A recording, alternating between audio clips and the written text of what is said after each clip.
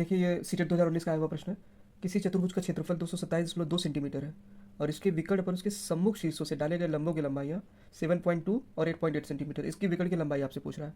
तो देखिए हम लोग को पता है, क्या पता है कि चतुर्भुज का जो भी एरिया होता है वो क्या होता है, हाफ इंटू डायगोनल इंटू जो H1 और H2 उस पर लंबाइयाँ रहती है।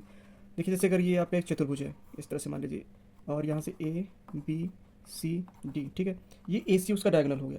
तो इस बी जो शीर्ष से हम एक लंब इस पर डाल रहे हैं, और एक यहाँ से जो परिणाम मान लीजिए ये H1 है, ये H2 है, ठीक, इसकी लंबाई हमको दिया हुआ है ना 7.2 और 8.8, तो यही H1 H2 है, ठीक, और ये डी डायगोनल हुआ, ये एरिया है। अब एरिया आपको दिया हुआ है, क्या दिया हुआ है एरिया, 227.2 सेंटीमीटर बराबर 1/2 इंटू डी, ये आपको निकालना है डायगोनल। और H1 की वैल्यू 7.2, H2 8.8, H1 H2 आप कुछ भी मान सकते हो क्योंकि वो बराबर ही आएगा। अब देखिए 7.2 और 8.8 क्या हो जाएगा, 8 7 15 और ये 16 हो जाएगा, तो हाफ डी इंटू 16, ठीक, तो ये 2 8 16।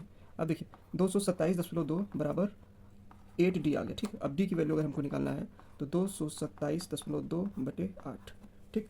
अब हम क्या कर सकते हैं, इसको पॉइंट हटा दे रहे हैं अगर हम यहाँ पे, तो हमारा क्या हो जाएगा 227 मतलब 2272/80। अब 8 से काट दो, 8 दम 80, और क्या हो जाएगा, 8 दूनी 16, 6 बचा 67, 8 अठाई 64, यहाँ पे 3 बचा 32, 8 चौक 32, और नीचे 10 है तो ऊपर पॉइंट में हो जाएगा, तो 28.4 सेंटीमीटर में आएगा।